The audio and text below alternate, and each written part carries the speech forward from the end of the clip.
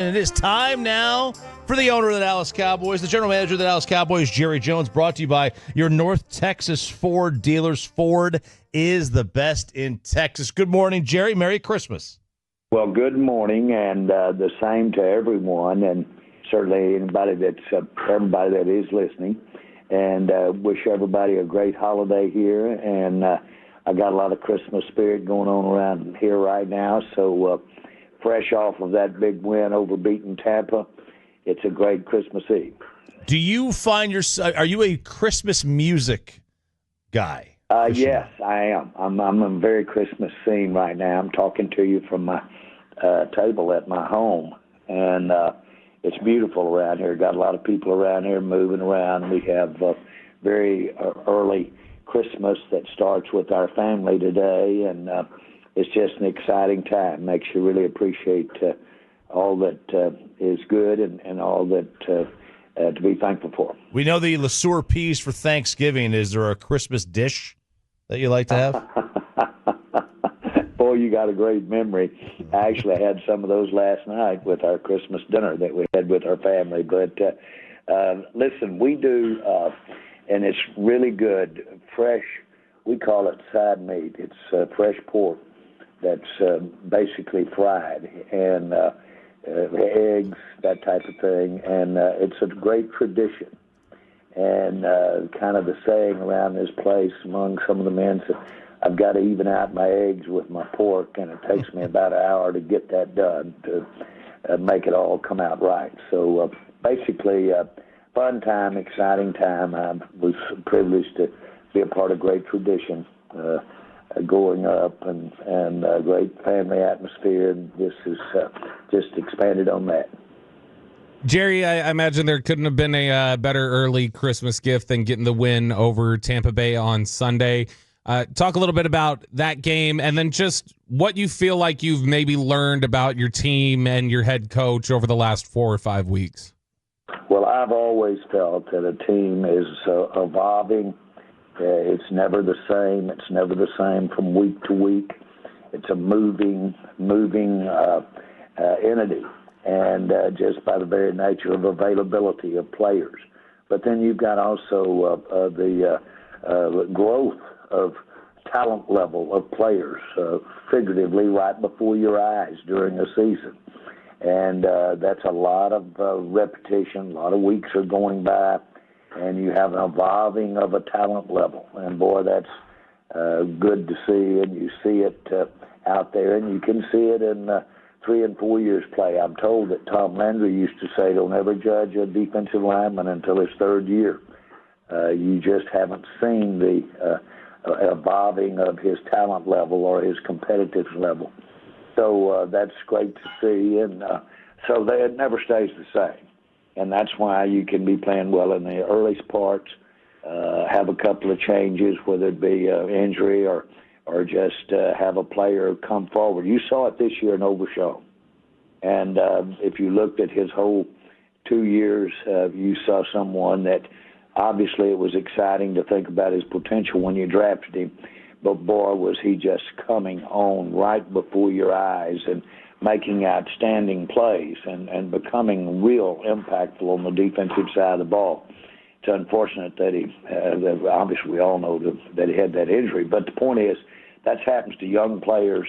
You can see sometimes not leveling off, but leveling off or a little bit of a challenge for some of the older veteran players. That goes with the territory. And so that thing's all, you try to make that all come up where you're playing your best when you get in those playoffs or you're getting a chance to get in the big game. But all of it is brought back to the subject of we evolved this year. And about the time that we were, I'm going to say, overcoming early some of the price we paid to inject rookies in the offensive line, which is always challenging and going to be challenges just with mistakes and the learning curve. About the time that I thought that we were evolving into a better execution on all 3 sides of the ball, including special teams, then you had the key injuries set in on us. And That's every team deals with them. You don't know where it's coming, but it will come, and you hope that it doesn't hit you in places other than where you have a little depth. But bottom line, I can't tell you how proud I am of the way that the coaching staff, led by Mike McCarthy, the way the leadership on this team, and really proud of these young players. They just are growing mentally and physically by leaps and bounds. Makes me think we've got outstanding future ahead of us. Jerry Jones joined us here at 105 through the Fan. Do you think that was the most physical game y'all have played this year? Well, we were against a physical team to begin with, one that was very impressive. If they decide to not let you run, it's going to be difficult for anybody to run against them, and that takes a physicalist to do that, and that's what occurred. And I was so impressed with the way we adjusted, the way Rush adjusted, the way Mike adjusted, the way the offensive line was able to give some protection there to Rush.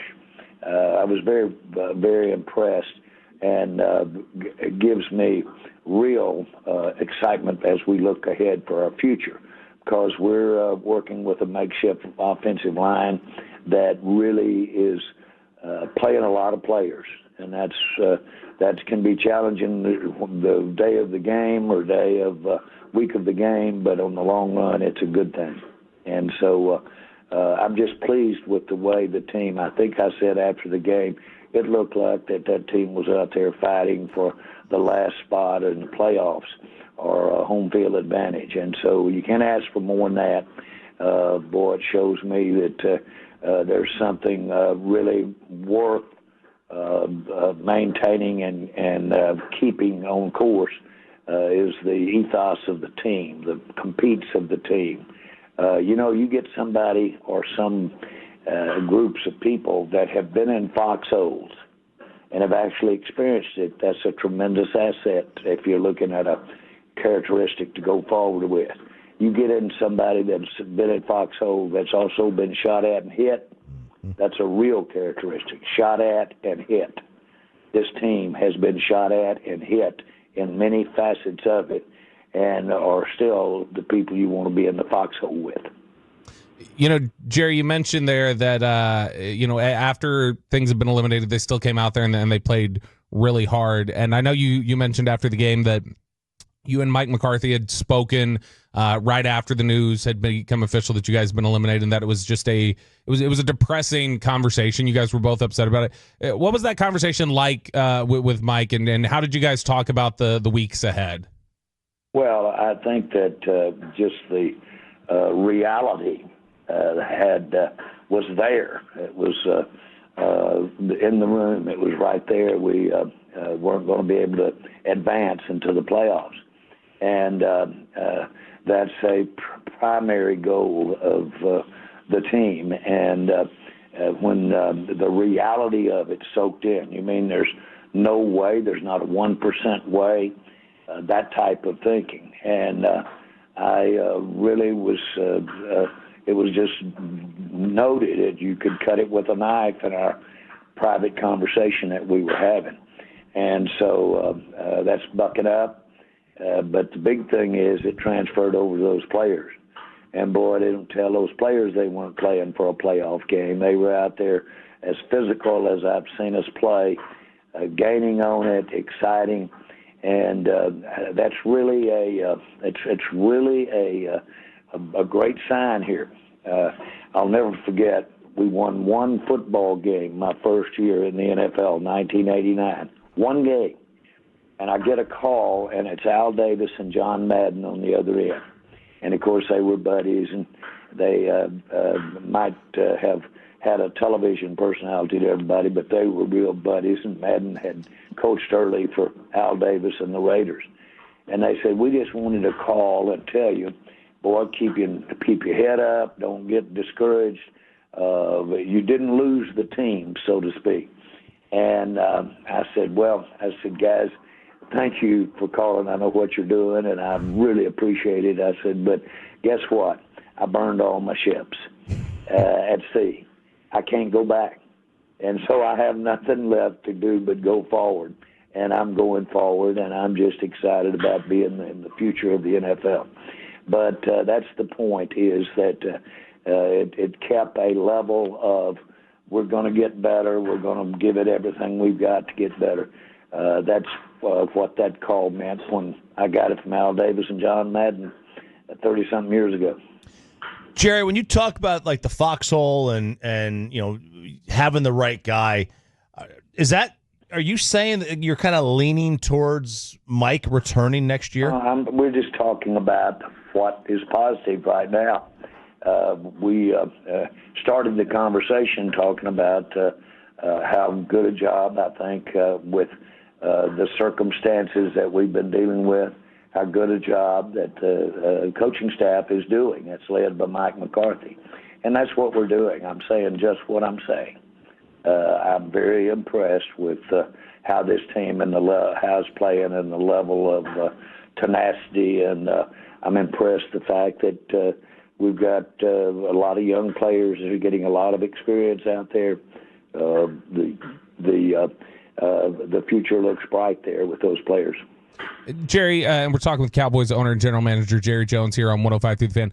Jerry, you mentioned and have before that, I think your exact phrase was, you said, nothing in my body language has told you guys what I'm thinking either way, with Mike's contract coming up. And so that's not been anything you've ever discussed with us. But do you and Mike ever have conversations about the future, even generally or just kind of broadly? Yes, we do. And it's implied in every conversation we have about a position, about a player. You're talking about most of the time when you're discussing a situation on this football team, you're talking about the future. Now, the future might be the next game, or it could be next month, but it's always not so much dwelling on what happened last Sunday or what happened 2 weeks ago. Not so much there. That's a reference point, and that's what you've got to make a decision on. But all that counts is the next minute and going forward from there without being any way. The future is where our decision-making is. And yes, we do, and we talk about the future. Jerry Jones joins here, 105 through the Fan. Now that the team is officially eliminated, do you expect or want to see Trey Lance play a little bit more or all of the last two games? Well, listen to me closely. The very best chance that we have to make on the next play or the next series, the very best chance we have to make those plays like the ones we were making out there against Tampa, and the combination of execution as well as just the effort that's going on out there. That's what I want every play to be. And so the people that go out there are the ones that I want to give us the best chance to play like Tampa and play our best plays ever play. Those interceptions, those ripping that ball out on turnovers, those really great passes by Rush. That's what I want on every play, and there's no offsetting that with looking at how any player might play over these next two ball games. That doesn't trump making the play, making the first down. Jerry, you need to be out there. Jerry, you mentioned last week you told us you felt like Cooper Rush has done a great job putting you guys in certain looks for the run game. You mentioned just there how he's done a good job, in the pass game recently. Hindsight's obviously always 20/20, but when Cooper plays as well as he has, does that ever make you feel like maybe I should have waited out Dak's extension a little longer? Well, no, not at all. What it shows you is if players, as an individual, speaking of, if they're the right stuff, they get better the more reps they have. Cooper Rush will get better the more reps he has from here. And that's a critical. It just reminds you that when you start with a player that hasn't had many reps for whatever the reason, just his entire career and early in it, or whether he's been injured and out of commission for several games, the more reps they can take, the better they will get. And that's what you're seeing with Cooper Rush. Jerry, CeeDee Lamb has talked about just how banged up he's been. He's played really well the last couple weeks. Has there been any consideration for you guys for like, hey, now that this is done, maybe we just let that shoulder heal a little bit, or are you going to leave it up to the player and just say, hey, if he's feeling like he can go, we're going to let him go? The latter. We'll leave it up to the player. He'll certainly be advised by our medical people, but absolutely in this particular case, leave it up to the player, and we'll be monitoring that carefully. Jerry, we have Christmas Day football tomorrow. It's going to be on Netflix, and I know during the Jake Paul fight there was problems with the streaming. Are you confident? Is the league confident that those problems have been worked out? Well, let me say this. You couldn't have asked for a better trial run than to have done that Jake Paul fight because they got to see a lot of issues when you have, I bet they had 3 times the amount of viewers that they might have anticipated. Mm-hmm. And they worked during the game, so to speak, or they worked in the fray to make adjustments on the run that will serve them well in anything we're doing Christmas Day. You couldn't have asked, and they couldn't have been smarter than to have had an event like that, have the kind of viewership they had for it, and work out the kinks, so to speak, with all that viewership. I'm very confident that we'll have a great viewing and great presentation of those Christmas games on Netflix. They are absolutely doing one of the best jobs of any area of sport or entertainment that I've ever seen, and they're developing and using technology and developing programming, and at the same time developing their business model right before our eyes. You're seeing a multifaceted birth of really something very innovative and very new, this streaming. And it's got to be done in a way that creates a model that works so you can go again, a financial model. And all of this has been, over the last several years, nothing about it has been stable. It's all an evolving, a birthing, if you will. And boy, I really have such admiration for that Netflix bunch because they are truly groundbreakers for this industry. Do you envision Christmas Day games, regardless of the day, moving forward, even on like a Tuesday, which seems to be the only day that you guys haven't played a game in the league? Well, I think that Christmas Day is Christmas Day, and it doesn't wait around for what day it's on. And so we want to be there on Christmas Day, and that's what happened this year, is because it falls, that's why we're there.